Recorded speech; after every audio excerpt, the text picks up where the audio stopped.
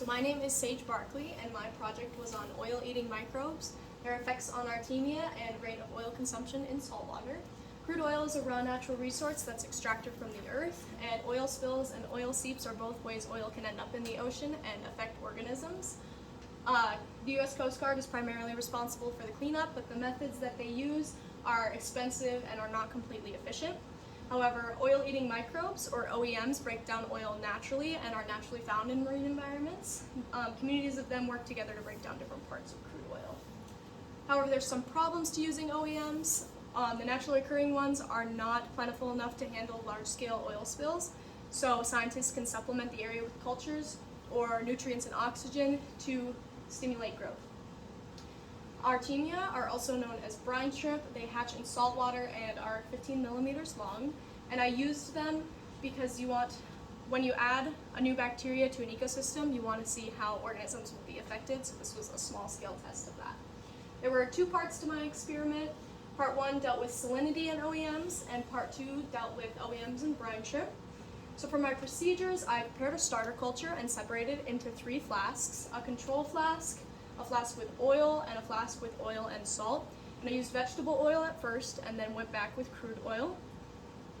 I then added brine shrimp eggs to each flask, including a positive control flask with just shrimp and salt water. And then I tested the bacteria using spot plates and tetrazolium indicator, which indicates bacteria metabolism, metabolic activity, just as a check. And then I measured the brine shrimp using a digital microscope, and I counted hatched and unhatched eggs. So my results for part 1, I found that the control, the least amount of bacteria grew. The second highest was the oil and saltwater treatment, and the highest was the oil no salt treatment. So you can see the salt inhibited the OEM growth a little bit, but it was still better than in the control. These are the tetrazolium tests, so they show the same pattern. And this was the crude oil treatments. At the end of the 27 days, you can see that the pattern was the same as the vegetable oil. For part 2, OEMs and brine shrimp, this shows the number of hatched and unhatched brine shrimp in the flasks. This is the positive control flask. No brine shrimp hatched in the flasks with no salt.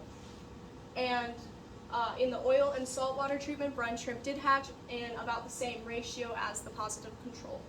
These are the OEM counts for after the brine shrimp were added, and you can see that the oil and salt treatment is drastically lower than it was.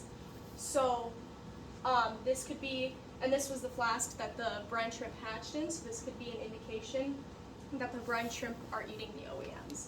These are the tetrazolium tests. So in conclusion, the OEMs could be used to clean up oil spills in marine environments because they can survive in saline water. And the OEMs grew similar in the crude oil as they did in the vegetable oil. And with the brine shrimp, no brine shrimp hatched in flasks without any salt, but in the one that they did hatch in, the oil and salt treatment, the OEM counts were drastically lower. So it could be an indication that the OEMs are eating the brine shrimp, and the interaction between these OEMs and aquatic invertebrates should be studied further to see how they might exist together in an ecosystem.